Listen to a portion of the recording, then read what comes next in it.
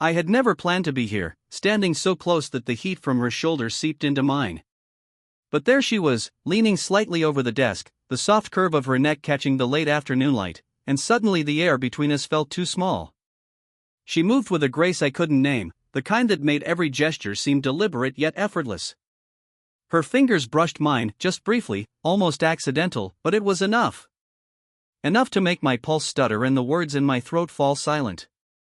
I wanted to say something, anything, but my voice seemed to betray me with a low, uncertain hum. I began, then stopped. She tilted her head, her eyes catching mine like she could read the hesitation in me, the little tremble I tried to hide. Her lips curved into a faint, knowing smile, the kind that felt like it belonged only to me, even though I knew that wasn't true. She leaned closer, her presence folding around me, warm and impossible to ignore. "You're quiet today," she said, soft, almost a whisper. I looked down, pretending to examine the stack of papers in front of me, but I could feel her eyes on me, patient and curious, pulling me into some private orbit I hadn't known existed. There was a rhythm in her voice that I wanted to memorize, the rise and fall, the tiny catch on a word that made me lean closer, hoping she'd catch it, hoping she'd notice that I was holding my breath. The room smelled faintly of coffee, vanilla, and something else I couldn't name, something that belonged to her alone. Her hand brushed mine again, this time against intention or coincidence, and I felt it linger in my skin long after she moved away. My fingers twitched, trying to remember the heat, the brief weight of her presence. "You always notice things," she said, her tone teasing but gentle, a challenge wrapped in silk. I swallowed. She leaned even closer then, so close that her shoulder brushed mine and I could feel the soft warmth through the thin fabric of her blouse. "I'll tell you," she whispered. Her breath was a fraction against my ear, a secret shared too intimately for words, and I had to close my eyes to keep from losing myself in it. There was a pause, a suspended, fragile silence. A moment that seemed to stretch too long and too short all at once. My chest was tight, my thoughts scattered, and still I couldn't move, couldn't look away. I wanted to ask her everything and nothing at the same time, to break the quiet with something substantial, but all I could do was let the words slip, half-formed, into the space between us. Then, abruptly, the door opened. A sudden draft cut through the warmth we'd created, breaking the spell. Her gaze flicked toward it, sharp, almost startled, and my stomach sank. The moment we'd been suspended in, intimate and impossible, fractured like glass. She straightened, her lips pressing into a thin line, and for a heartbeat I thought it was over, just like that. But then her eyes found mine again, a spark lingering, a promise hiding in the corners of that small, knowing smile. I didn't know what to say. She didn't either. And yet, even in the brief interruption, something between us had shifted irreversibly. Something unspoken, dangerous, and utterly magnetic. I couldn't stop noticing her. Not just the way she moved, or how the light caught her hair, but the small, almost invisible hesitations, the way her hand lingered a fraction too long on the desk, the quiet exhale that followed when no one was watching. It made me want to reach closer, to trace those tiny hesitations with my fingers, but something in me hesitated. Something in her did, too. I remembered the faint stories she'd let slip in passing, years spent raising a family, a life full of responsibility that left little room for herself. I saw it in the lines around her eyes, the subtle way she carried herself with both pride and caution. And I, barely 20, carried my own restlessness, a craving for connection I didn't yet know how to name. Together, we were a puzzle that didn't quite fit, but that made the friction all the more magnetic. There was risk in what was happening. Everyone would notice if we lingered too long in the wrong room, if a glance stayed too heavy, a hand brushed too deliberately. The age gap wasn't just a number, it was a quiet taboo, whispered judgments that didn't exist in words but in the weight of the air between us. And still, the danger seemed to make every stolen moment sharper, more urgent. Her presence became a constant hum at the edge of my awareness. I caught myself stealing glances when she wasn't looking, memorizing the curve of her shoulder beneath a soft sweater, the delicate sway of her hair as she turned. And sometimes, just when I thought I could contain it, she'd lean too close, her breath brushing my temple as she asked a question, her hand barely touching my arm, and I'd feel a jolt run through me, as if we were the only two people in the world. But then she would pull back, a subtle retreat that spoke volumes. A tilt of her head, a step away, a pause that left my hand hanging in empty air. It was like a dance we both knew, a rhythm of approach and withdrawal that only made the next moment feel heavier, more charged.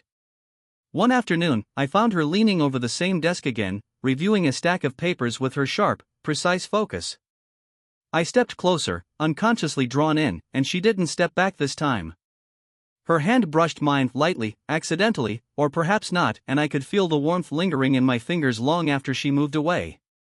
Her eyes caught mine, holding for a fraction longer than necessary, and I swallowed the sudden tightness in my chest. "You're persistent," she murmured, almost teasing, though her voice carried a softness that made me dizzy. I didn't answer. I couldn't. Instead, I let my hand hover near hers for a moment, savoring the electricity that sparked in the small gap between us. It was a quiet confession, more intimate than words could ever be, and she didn't pull away. We stayed like that, close enough to feel each other's breath, suspended in a tension that was both impossible and inevitable. And in that silence, in that shared awareness, something shifted. A promise, unspoken and fragile, settled between us, a thread connecting us, pulling us closer, daring us to cross the line we both knew existed.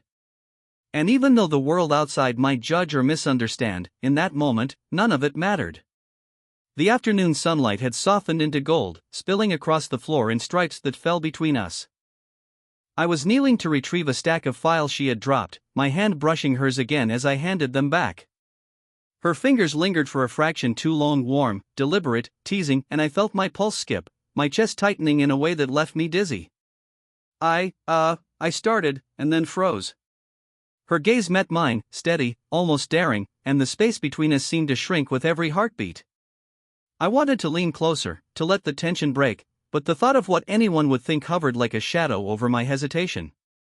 Then the sound of a message pinged from her phone on the desk. Her hand jerked slightly as she picked it up, eyes flicking down, and I realized how exposed we'd been. Someone could have walked in, caught us at any moment. The thrill and fear tangled inside me, sharp and electric. She glanced back at me, cheeks flushing faintly, and I swallowed the sudden lump in my throat. "It's nothing," she said softly, but the edge in her voice betrayed her. I stepped closer anyway, drawn like a moth to a flame I couldn't rationalize. Her hair smelled faintly of jasmine and something warmer, and I caught myself inhaling it, aware that I was too close, dangerously close. My hand hovered near hers again, trembling, and I had to fight the urge to brush it lightly across hers. Our eyes held, speaking in a language we hadn't yet dared to say aloud. There was a pause, charged, fragile, like the world itself had stopped to let us exist in that tiny, suspended moment. Every sound, her shallow breath, the hum of the office, my own heartbeat, was amplified, intimate, impossible to ignore. She leaned toward me, just slightly, just enough for our foreheads almost to touch, and I felt the pull of something I wasn't supposed to feel. I imagined the warmth of her lips against mine, imagined the confession that hovered just behind the restraint, and yet, she pulled back, just barely, a subtle retreat that left me craving more. "I shouldn't," she started, her voice trembling just slightly, as if she were admitting something she didn't want me to hear. But before she could finish, the distant creak of a door opening froze us both. I stepped back instinctively, heart hammering, but she didn't move entirely away. Our proximity lingered, the air between us thick with unspoken tension. We weren't safe, and yet we hadn't stepped apart fully, either. For a long moment, neither of us spoke. I could feel her warmth even in the small distance, the faint brush of her sleeve against my arm, the tremor in her fingers. She met my eyes again, and in that look, fierce, vulnerable, impossible, everything we weren't supposed to have suddenly felt inevitable. We were pulled closer than ever, though we tried to resist. A shared tension, a quiet acknowledgement of desire, binding us in a way that neither of us could deny. And in the quiet aftermath of the near discovery, I realized just how impossible it was to step away. Something had shifted. Something unspoken had taken root. And neither of us could ignore it. The office was quiet, almost oppressively so, the kind of silence that made every breath and heartbeat feel loud. I could feel her across the desk before I even saw her, her presence a magnetic pull, drawing me closer until every step felt inevitable. She looked up at me, eyes catching the dim glow of the desk lamp, and I realized I hadn't breathed in several heartbeats. The air between us vibrated with something dangerous and unspoken, and I could no longer hide the way I wanted her, needed her. Do you ever? I began, my voice low, uneven. I trailed off, unsure whether I could finish the sentence. She leaned slightly closer, the motion small but deliberate, brushing her shoulder against mine. Her hair fell across her face, and I reached out almost without thinking, tucking it behind her ear. The warmth of her skin, the faint scent of jasmine, made my chest tighten.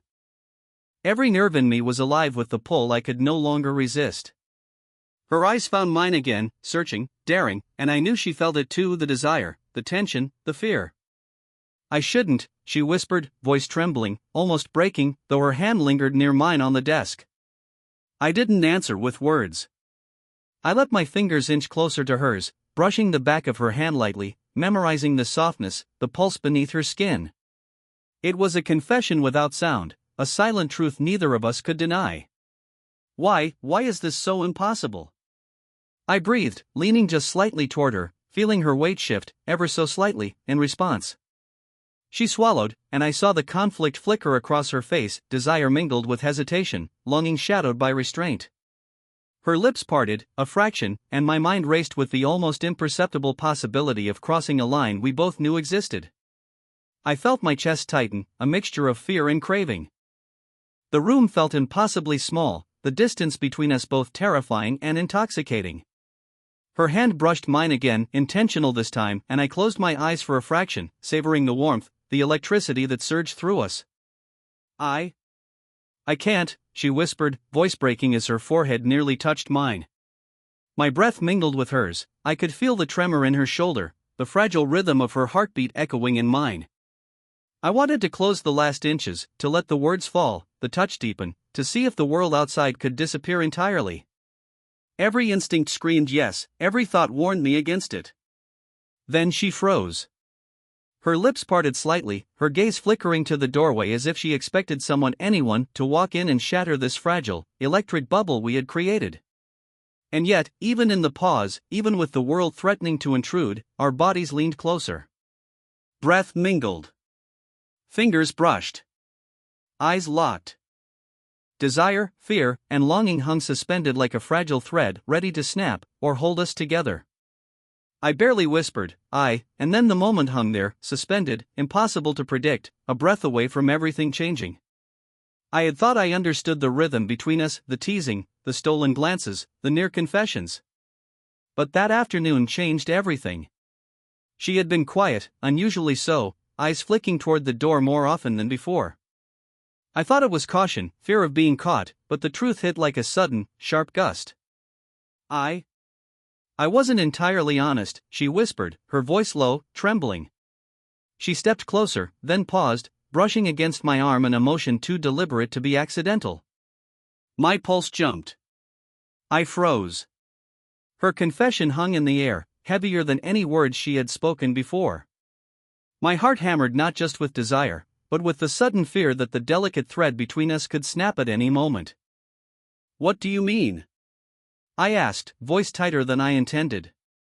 She swallowed, eyes darting away briefly before locking onto mine again.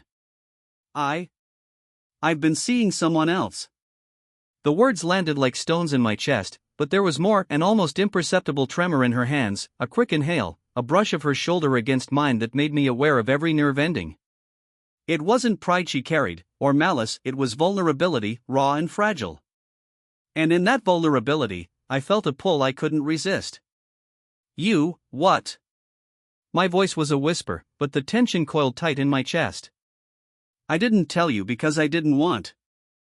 I didn't want this to end before it started, she admitted, and the near break in her voice made my fingers twitch against the edge of the desk. She was closer than ever now, close enough that the faint scent of her hair, jasmine and something warm, intimate, made my head spin. I stepped forward slightly, almost unconsciously, and she mirrored me. Our proximity felt both thrilling and impossible. The world outside didn't exist, only the tension between us, a fragile thread spun from desire, fear, and something dangerously close to trust. Her lips parted, then closed again, the motion barely noticeable. I wanted to reach out, to touch, to erase the fear with something tangible, but I didn't. I could feel the heat of her shoulder, the quiver in her hand, and I realized just how much the risk made everything feel sharper, more urgent. Then, what are we doing? I whispered, barely daring to speak the words aloud. She leaned closer, breath warm near my ear, her hand brushing mine as though testing the boundaries we both knew existed. The touch was electric, sending shivers through my spine. "I don't know," she admitted, voice soft, trembling. "But I can't stop thinking about you." Everything snapped into focus. The danger, the thrill, the impossibility of what we were doing, it didn't push me away. It pulled me in harder, tighter, to the point where hesitation was no longer an option. I inhaled, chest tight, fingers twitching against hers, and the decision crystallized in the space between us. We could step back, retreat into reason and propriety, or we could take the risk, give in to the inevitability that had been simmering between us from the very beginning. And for the first time, I realized I didn't want to step back. The room felt impossibly small, every shadow and streak of sunlight caught between us like it was conspiring to hold us in place. My chest ached with anticipation, and I could feel her gaze tracing every line of me, searching, questioning, daring me to move closer. She stepped forward, and I did the same, closing the last fragile inches of space. Her hand hovered near mine, then brushed against it, deliberate, intimate, igniting something that made me forget the world outside this room. The hum of the office, the distant chatter, all of it disappeared until there was nothing but us, our breaths, our heartbeats, the taut tension that had been building for days, weeks, maybe years. "I shouldn't," she whispered, voice trembling, lips parted slightly, her shoulder brushing mine in a motion that was casual and loaded all at once. I could feel her warmth, the subtle sway of her body as she shifted closer, and I knew she wanted me as much as I wanted her. "I know," I said, my voice low, barely audible, and yet it seemed to vibrate in the air between us. "But I can't." Her eyes caught mine, wide, vulnerable, and there was a flicker of fear there, fear of the world, of judgment, of consequences, but underneath it, an undeniable pull that made my pulse hammer harder. I reached out then, hand trembling slightly, and brushed a strand of hair from her face. She leaned into the touch, eyes fluttering closed for a fraction, and I felt her shiver. Every instinct screamed that this was the line we were dancing on, the moment that could define everything. Her fingers traced the back of my hand, tentative, questioning, and I leaned just a fraction closer. Our foreheads almost touched, breaths mingling, words unnecessary. The world was silent but for the quiet thrum of our racing hearts, and it felt fragile, sacred, impossible to articulate. I don't want to stop," she whispered, her lips a breath away, voice trembling with both fear and surrender. Neither of us moved apart. Instead, we closed the distance, letting the anticipation hang, letting the electric charge between us settle into something heavier, undeniable. Every hesitation, every stolen glance, every near confession led to this, the surrender, the choice, the acknowledgement that what we felt could not be ignored. And then, in that charged silence, I realized we had already made our choice. It wasn't in words or promises, it was in the closeness, in the trembling hands, in the breaths that tangled between us. We understood each other fully in that moment, raw and unguarded, willing to risk everything for the impossible connection that had been building since the first brush of fingers, the first shared glance. For the first time, there was clarity. The tension that had pulled us together, teased us, tormented us, it had led us here. And we weren't stepping back.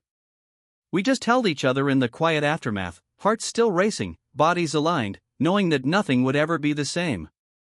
The evening had softened into a gentle twilight, painting the room in muted shades of gold and rose. We sat together on the worn couch, shoulders brushing, hands barely touching at first, then finding each other's fingers and holding on like a lifeline. She laughed quietly at something I said, a soft, melodic sound that felt like it belonged to this quiet bubble we had carved out for ourselves. I traced a slow circle on the back of her hand, feeling the warmth seep into mine, a simple gesture that carried all the words we hadn't said yet. "I was afraid," she admitted, leaning her head against my shoulder, voice low and honest. "Afraid of what people would think. Afraid of me." "I know," I murmured, pressing my forehead to the side of hers. "I was too. But none of it matters, not here, not now." Her breath warmed my cheek, her hair tickling my ear, and I felt a calm I hadn't known I could feel.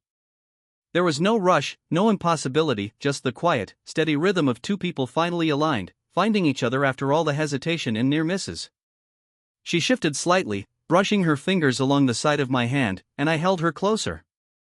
The gap that had felt impossible, the years, the doubts, the careful restraint melted away in the intimacy of this shared space. It wasn't dramatic, it was gentle, messy, human. Perfect in its imperfection. "I never thought," she began, voice soft, almost a whisper. I waited. "That we'd get here?" I suggested gently. She nodded, a faint smile tugging at her lips. We stayed like that for a long while, quiet, breathing together, letting the warmth of proximity fill the spaces that had been tense for so long. When I tilted my head, her forehead met mine in a slow, tentative kiss, barely more than a touch, but enough to send a shiver through both of us. "I'm glad," I said, and she pressed a small kiss to my cheek in return, a silent acknowledgement that words could never fully capture. The room outside remained unchanged, but inside, everything had shifted. There was clarity now, a shared understanding, a fragile yet unbreakable trust between us. We didn't need grand gestures or proclamations. The quiet intimacy, the lingering touches, the slow smiles, the subtle weight of one another against our bodies, was everything. We didn't speak for a while, just letting the connection breathe. Eventually, she intertwined her fingers with mine, a simple, human gesture that said more than any confession could. I held her hand, squeezing gently, and felt the last remnants of doubt slip away. At last, fully present, fully seen, we leaned into each other, foreheads together, breaths mingling, hearts quietly synchronized. The age gap, the hesitation, the fear of what others might think, all of it dissolved in the soft, warm reality of being together. And as the light faded outside, we stayed there, wrapped in one another, knowing we had found something worth the risk, worth every stolen glance and lingering touch. Did you enjoy the story? What kind of stories would you like to hear next?